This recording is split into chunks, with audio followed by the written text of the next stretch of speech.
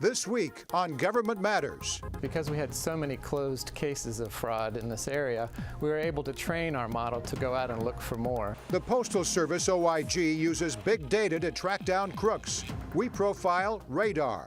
They don't have the same legal restrictions that we do, so they are employing these capabilities right now. Regarding limited cyber attacks, the U.S. military is behind the curve. Is it time to move them from cyber command to the battlefield? Government tends to take risk and in the past has essentially practiced risk avoidance. Trying to drive change in government. We've got the latest on a yet-to-be-published report. Government Matters starts right now. From ABC 7 and News Channel 8, this is Government Matters. Thanks for joining us. Government is the engine that runs this city. That's why Government Matters. Every Sunday we'll bring you the week's top headlines in tech, security, and management. I'm your host, Morris Jones. Topping headlines this Sunday, a possible government shutdown. Unless Congress passes a continuing resolution before October 1st, a lapse in funding will occur and many agencies will close their doors. In a memo released this week, the Defense Department says it remains hopeful that a shutdown will be averted. Still, Deputy Secretary Ashton Carter says DOD will be prepared. Carter says in the event of a shutdown, a large number of civilian employees would be temporarily furloughed. A shutdown would not affect the vast majority of funding devoted to President Obama's health care law. The online health insurance marketplace goes live on Tuesday. Like any big product launch, there are going to be some glitches as this thing unfolds. Folks in different parts of the country will have different experiences. It's going to be smoother in places like Maryland, where governors are working to implement it rather than fight it. Those glitches include a delay for small business owners and a delay for the Spanish language version of healthcare.gov. Meanwhile, the premiums for 8.2 million people covered by the federal employee health benefits program will rise by 3.7% next year. That increase is not related to the Affordable Care Act. The Office of Personnel Management celebrated that figure. Director Elaine Kaplan says OPM has kept premium increases under 4% for 3 years in a row. This week, some of Washington's leading entrepreneurs and innovators in government got together outside National Stadium. A company called Fosterly organized the event. It included a panel, quick chats, and a lot of chatter about a possible government shutdown. Hatzovella was there. We have a number of platforms called Gov Fest, a convergence of government and business. We think that the government can learn from entrepreneurs and entrepreneurs can learn from the government. Organized by Fosterly, an organization that helps people find resources they need so they can start and grow their business. We've grown to 75 folks from 12. Plenty of pitching and exchanging of ideas. And of course, lots of talk over the looming government shutdown. John Redmond runs Redmond Group, a multimedia company that focuses on mobile technology, websites, and digital signage. Today, they showed off their transit displays, which shows real-time bus and train arrivals. Some of their displays can already be found at several federal buildings. We have seen sequester has affected us a little bit over this last year. Not that anything was canceled, things were just delayed. A shutdown concerns Redmond, but as a precaution, his company has diversified their business. He says you also have to keep communication lines open with your customer. In his case, the federal government. I was a manager for a $25 million IDIQ. David Ronaldo is the chief operating officer at Rock Creek Strategic Marketing, a firm that does branding, strategy, and communication. The possible shutdown worried Ronaldo because a good number of his staff are directly employed and embedded with the government. He says they already have a plan. We're hoping that, number one, it doesn't happen, and number two, if it does happen, that it's short in the length of it. Courtney Fairchild is the president of Global Services, a company that helps contractors go through the process of getting work with the federal government. They've been doing this for 17 years. We've always said, make sure that while you're doing federal government contracting, you're also doing some commercial work. She worries about contractors who are just starting to work with the government. This is a reality. It's something that could happen. But I think that people that are doing it and doing it well will survive it just fine. Fairchild likes to stay optimistic and sees the bigger picture. We all get pretty caught up in the shutdowns and the sequestrations, and they're real and they're hard. But the truth is the federal government spends a ton of money, and they're going to continue to spend money. They have to continue to spend money. In Washington, Hat Sovella for Government Matters. Now some top names making headlines this week. Facing a possible firing, Lois Lerner has opted for retirement. Lerner headed the IRS division that handles applications for tax-exempt status.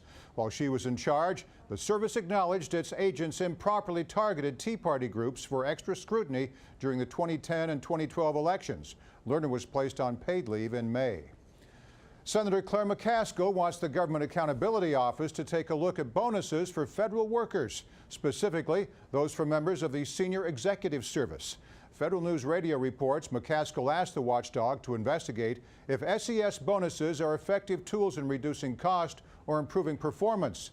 This isn't the first time McCaskill scrutinized SES pay. We'll turn from headlines to tech, straight ahead on Government Matters.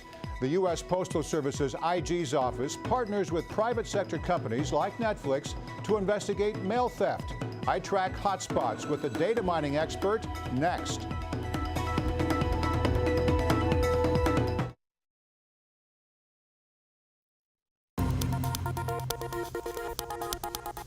In Tech Matters, the analytics engine of the OIG. The Office of Inspector General for the U.S. Postal Service leverages big data to support investigations. So far, the effort involves 4 areas: contract fraud, healthcare fraud, financial fraud, and mail theft. The system goes by the name RADAR. That stands for Risk Assessment Data Repository. Joining me now with more details on Government Matters is Brian Jones, Director of Data Mining for Postal Service OIG's office. Brian, let's start with an overview. You search for hotspots. What does that mean?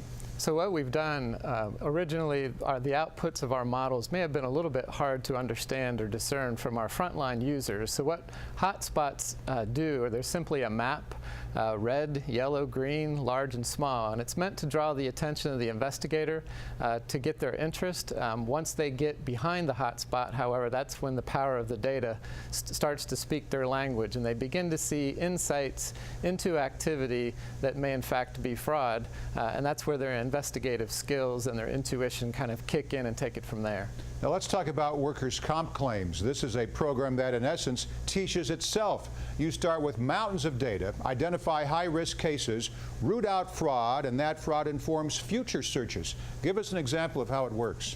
This is our most mature predictive model, and what we've been able to do is, because we had so many closed cases of fraud in this area, we were able to train our model to go out and look for more.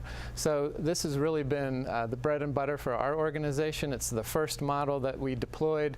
The return on investment has really been positive, and the results of this model have in fact helped our auditors, our investigators, and our agency to really see the value in analytics, and more importantly, how the business can use this in everyday investigations. Radar's mail theft model launched only a few months ago. It uses data from Netflix, among others. Tell us more.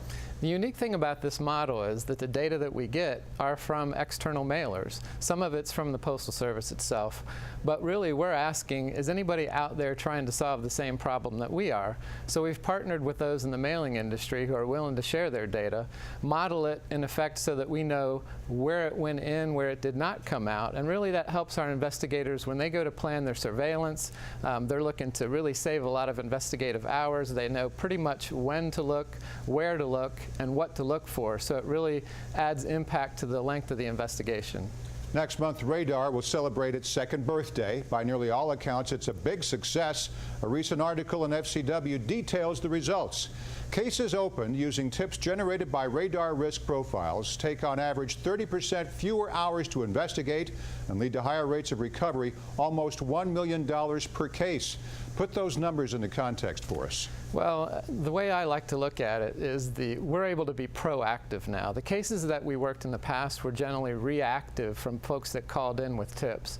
So what we've been able to do is choose the best cases, and therefore the best cases are the higher dollar amounts. So along with reducing the time of the investigation, going after the best cases, the return has been extraordinary for our organization and ultimately for the Postal Service. Now, Brian, you've consulted other federal agencies on how to leverage big data. Who took cues from the programs you built?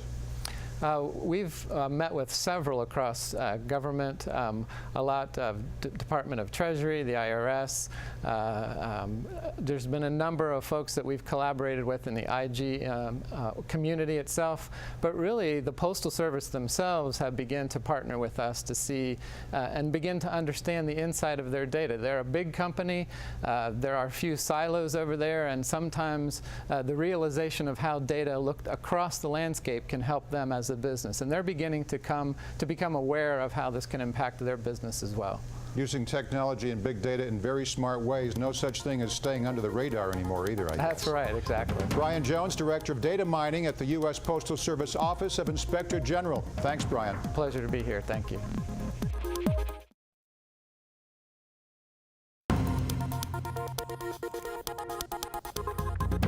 In security matters, the next step for U.S. cyber ops. The Center for Strategic and International Studies and Georgia Tech Research Institute studied the issue. The question, should the military grant smaller units the authority to carry out small-scale attacks? Author Marin Lead tells me in this arena, America is already behind the curve. Your report examines the role of cyber operations in the U.S. military, more specifically, the potential of offensive cyber tools at levels below that of a combatant command. Explain that passage for me. The challenge has been, as we have developed our cyber capabilities, they've principally focused on strategic level targets and for use by strategic level commanders. So cyber tools utility, one could argue, is best suited for that level of command because for a variety of different reasons. But they also have utility, at least that was the proposition with which we entered the study, at lower levels of command, that more junior commanders could use them, albeit under different conditions and for different purposes, than do higher level commanders. You think cyber weapons have incredible potential, that they're fast and versatile. Tell me more. Obviously, one of the biggest challenges the U.S. faces right now is its global responsibilities, but a shrinking force. And so that argues that we need things that can operate with great speed as events are unfolding more quickly than they ever have, and almost anywhere. Cyber suits those characteristics very, very well. There are plenty of concerns about this approach, especially its legal implications. How do you study those implications if the technology itself doesn't exist? Well, that's a big challenge, right? And I think we had a workshop that specifically looked at what the legal and policy implications were of using these tools at lower levels. And what the legal scholars all agreed upon was we have legal processes that can accommodate cyber weapons. So it really is more of a question of what the policymakers are comfortable with, and those are questions that have to do with technical feasibility, with intelligence gain-loss decisions, and larger policy questions about whether or not we want to cross a cyber threshold under certain conditions, but that the principal concerns are not, in fact, legal. You recommend robust experimentation by the U.S. military. What would that involve? It really involves thinking more deeply about how lower echelon commanders might want to employ this kind of capability. So, for example, if I'm a conventional commander of a ground unit that is trying to conduct an operation in a small area. I own a town and I'm trying to maneuver forces to recover hostages or something like that. How might I use cyber tools to enable that mission? I could, for example, achieve some level of cover by blackening out a couple block area of electricity for some period of time as I try to maneuver through it. Or I could stop vehicles potentially if I was uncertain whether or not they posed a threat. Those kinds of things, because we have been having the cyber conversation at this very high level, we have not yet taken down to that lower level commander and really explored how would they use them, could we technically deliver that capability, and then what would be the right approval process to balance the legitimate concerns, policy concerns that we would have to enable that. Are other countries already conducting the experiments that you just outlined? They're not experimenting, they're using. So they're beyond experimentation. They don't have the same legal restrictions that we do. So they are employing these capabilities right now. The federal budget is a big part of this equation. Austerity can have a chilling effect on research and development. Will the U.S. be reliant on its partners in the private sector to push this envelope? They will be, and they should be. That's where the real capability resides to deliver the technical kinds of tools that we would need in this space. But it starts with the military defining what a requirement would look like, really thinking about what they would want. There's not a commercial customer for that, in theory, and so the military has to better articulate what that might look like in order to get the kinds of tool development that they would need from the commercial sector. Maureen Lead from CSIS, thank you. Thank you. We'll turn from security to management straight ahead on Government Matters. Challenges for executives. A new report won't be published until early next month, but we have it now. Stick around for a GEAM exclusive. We take a look at 6 trends driving change in government straight ahead.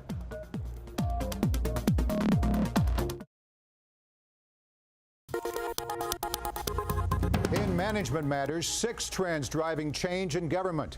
That's the title of a new report compiled by the IBM Center for the Business of Government. The report won't be released until early next month. For now, it's a Government Matters exclusive. Joining me, Dan Chenok. He's Executive Director of the IBM Center and a former top official with the Office of Management and Budget. Dan, in a draft of this report, you start by outlining 4 challenges facing government executives. Let's take a look. They include fiscal austerity, citizen expectations, the changing nature of governance, and the pace of technology and innovation. Are these areas mutually exclusive? No, I think, Morris, that they all combine in the world that a government leader lives in to create a significant opportunity for change that introduces challenges to what government's trying to do to achieve their mission, and also opportunities ahead in terms of accomplishing more with limited resources. That brings us to the title of this report, 6 Trends Driving Change in Government. Before we get into specifics, tell us how you came up with them. Well, the Center for the Business of Government interviews and works with government leaders from all across federal agencies at different levels, from heads of agencies to chief financial officers and chief innovation officers, to understand what are the key challenges that they're facing in their work. We also work with university researchers and other leading thinkers from across the country to develop reports that address those challenges and develop actionable recommendations. So we took a look across our set of interviews and our set of reports and other information that we have from our discussions with government leaders and stakeholders, and put together the 6 trends as really 6 areas that are affecting change and providing opportunities to make a real difference in how the government operates over the next several years. Okay, so these are your 6 trends: performance, risk, innovation, mission, efficiency, and leadership. In the interest of time, let's focus on 1, risk. Here's a quote. With the exception of agencies such as FEMA, whose mission is to respond to risks when they occur, most federal agencies tend to attempt risk reduction rather than risk management. Dan, how can risk management drive change in government? Well, if you think about the world that we live in, all of us address risk every day in our lives.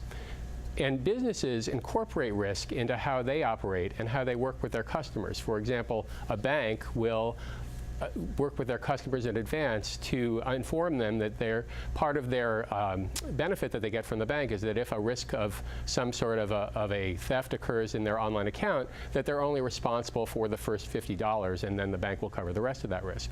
Government tends to take risk and in the past has essentially practiced risk avoidance, which is to try to minimize and not discuss the risk that might occur.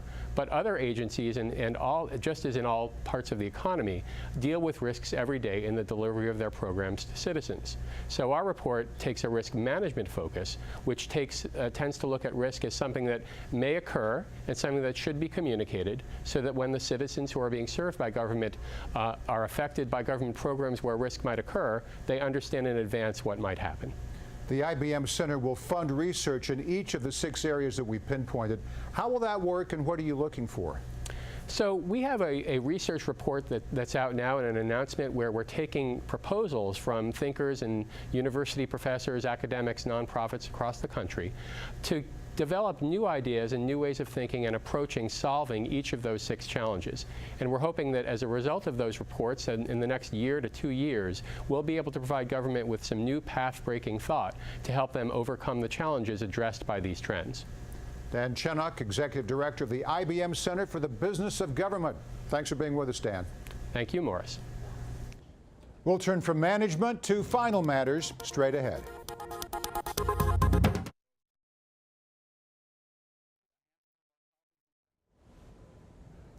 Now commentary. Here's Steve Vito of Sage Communications. Selling to the federal government can be a trying experience, even in the best of times. Today, it can be an extraordinary challenge, especially for small to medium-sized companies. Congress keeps lurching from crisis to crisis, budget battles lead to continuing resolutions, and CRs lead to a threat of a government shutdown. How can a small company dedicated to the federal marketplace plan if their customers don't know what to expect? This week, I found some valuable advice. It applies regardless of market conditions or company size. A new book, Z2B, offers 61 tips for growing a government contracting business. The author, industry veteran David Kriegman, was part of the executive team that led SRA International from 0 revenue to $1 billion and counting. My favorite rules are number 10 and 23. Company culture is a differentiator, and be a little arrogant. Octo Consulting CEO Mehul Sangani offers another worthy observation. He says, efficiency is the new innovation. Those 5 words capture what government customers need most today, help in stretching their present resources as they try to meet their missions.